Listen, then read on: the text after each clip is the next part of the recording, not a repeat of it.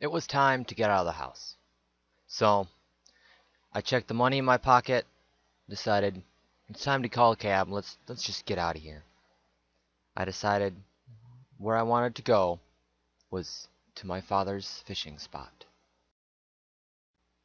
The view was beautiful here. It always was at this time of the seasons. The majestic mountains out there in the background. See the sparkling of the waterfall in the distance. And the pond. It always was quiet.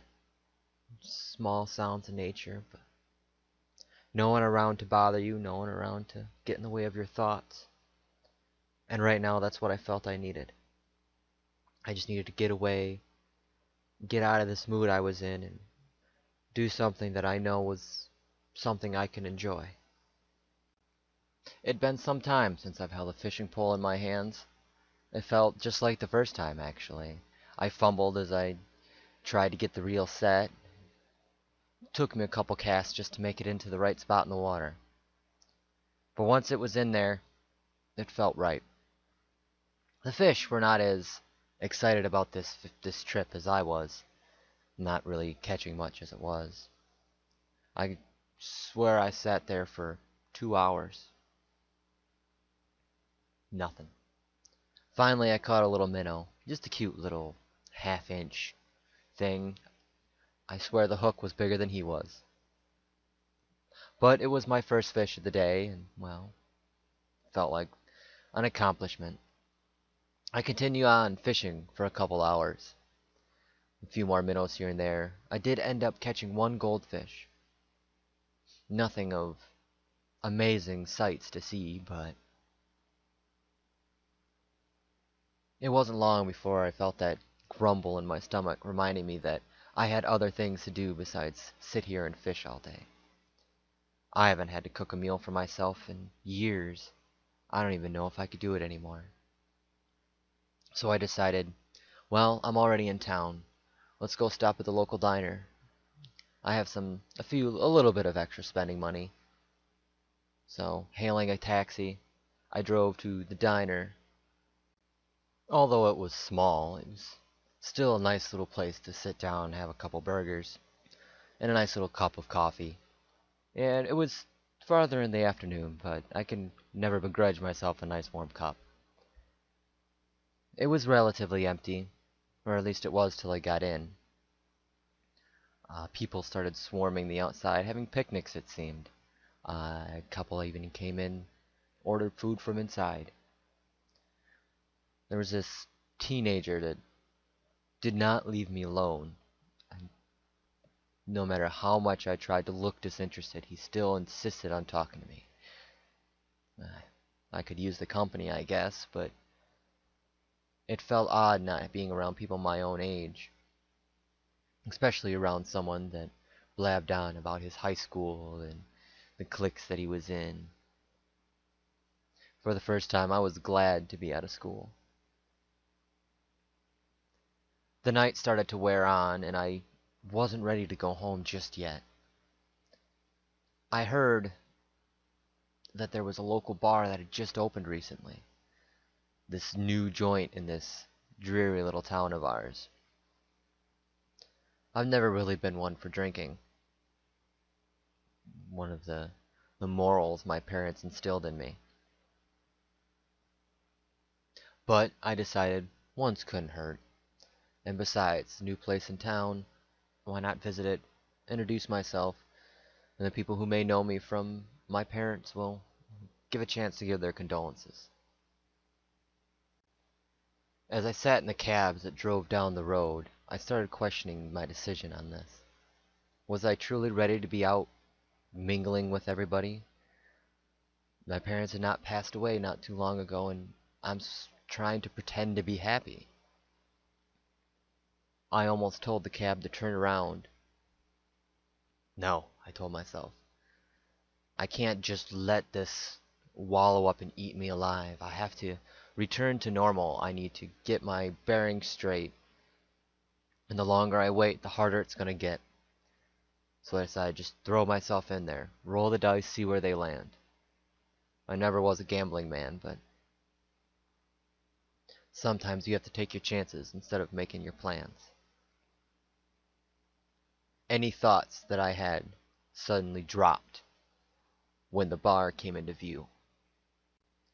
Easily dwarfing the rest of the town, this massive skyscraper created its own stars with the flickering lights within the windows. And this was the bar? Surely there was something else to this place.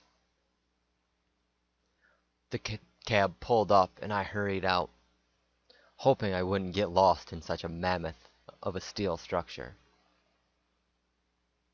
When I entered, I found I needed to take the elevator down to the basement. It almost felt like going to a dungeon as I pushed the button and heard the ding, metal doors opening in front of me. It was eerily quiet in this entire building. There wasn't even music playing that could be heard. I got down into the bar, and judging by how it looked on the inside, would never have guessed based on the outside appearance. The small bar didn't even appear to belong in such a massive tower. It seemed simple, common, and strangely empty. The only person around was the bartender, lazily wiping down the counter. She asked me what I'd want, and I sat down thinking, I've never had a drink before, so why don't you surprise me? Give me something interesting. It was like going to a magic show watching her spin those bottles in the air, and it almost looked like she was spitting fire for a second there. She told me she was handing me what was called a shillelagh. I thought about the name, looked at the green drink that was sitting in front of me. I was worried. But I'm an adult. What do adults do? Crazy stuff. Or at least that's what I told myself as I downed the drink. Ooh, it was sharp, and it was warm. Oddly though, it soothed my throat.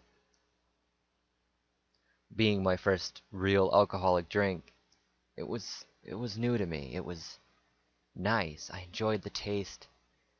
Had a little bit of a kick to it, but that only increased the fun. I smiled as I ordered another one. And that was when I heard it.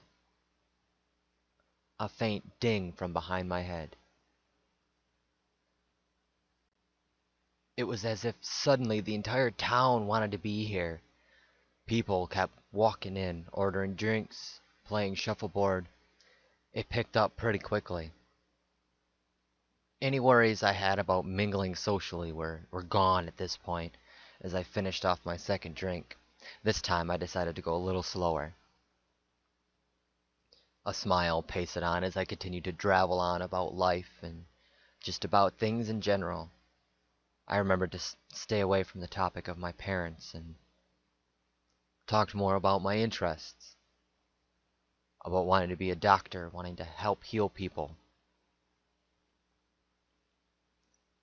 I was talking to the bartender when I saw something in the mirror, a glint of red. That was when, suddenly, my entire demeanor changed. I felt like an angel had passed behind me. Barely able to see her face in the mirror, I turned and checked. Mirror didn't lie. She didn't seem to notice me at first, walking around the bar, heading towards the empty music stands. Surely someone would play one of these nights. I sat there continuing to think. Should I go talk to her? What should I say? I don't know how to do any of this. I haven't been this giddy since I was in high school. Now I'm starting to rethink my opinion of that teenage boy in the diner today. I took in a deep breath, knowing the worst she can do is turn me down. And then what? I don't talk to her again. Oh well. So I ordered 2 shillelaghs from the bartender and decided best way to open is with a drink. And, well, this is really the only drink I know tastes good right now. My foot tapped on the bar as I waited and waited for the drink, hoping she wouldn't decide to just randomly go home. I got lucky. Instead of running away at the sight of me or being disgusted that I would even buy her a drink, she smiled, thanked me. It was then we decided to talk. We talked about ourselves a little bit. I found out her name was Susan, Susan Wainwright. The name didn't sound familiar to me. Maybe it moved into town recently. Maybe my memory just isn't what it used to be anymore. The night continued on. Small talk, jokes, a little bit of gossip here and there, generally having a good time together. It wasn't long before last call had been called, and we got ourselves one last drink. So we gathered all of our stuff and said our farewells. I decided to take one more risk for the night. I asked for her number. Happily, she gave it to me, scrawling it on a small piece of paper. I don't know what it was about this woman. Something intrigued me with her. I needed to learn more. I needed to find out more. But I couldn't afford to go to the bar every night in hopes that she'd be there. I smiled as I watched her drive away in her car. Calling the taxi myself, I decided to head home. I was exhausted. It had been such a long day for me. I jumped in the shower, my mind still spinning with Susan. What has happened to me? What is going on? Changing into my pajamas, I stood in front of my bed. So much had happened today, between exploring my new house, fishing at my father's favorite fishing spot, and going to the bar and meeting Susan. So much had happened in one day that I knew my life was surely going to change. This wasn't my youth anymore. It was time to be an adult. It was time to get out there, make a name for myself, find happiness. As I laid in bed and replayed all the events that had just happened, I started making a list, a mental list of what needed to be done. If I'm going to impress this Susan, I can't do it with the minor pittance that I have in my pocket. I need a job. I would have to go out, see if the hospital has any job postings, even if it's some kind of drug test. I need to get involved. I need to start making money. I also knew bills were going to be coming soon. I just hoped that I had enough money to make it, or at least this month. I cringed at the thought if I didn't.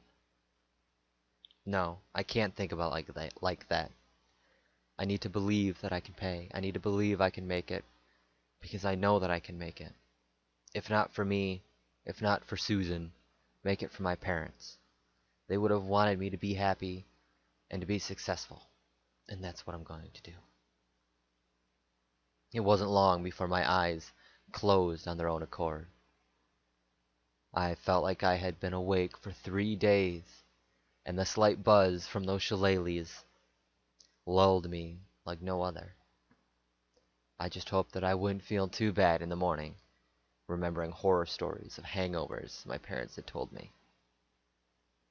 Tomorrow was a new day. Tomorrow, I start my life.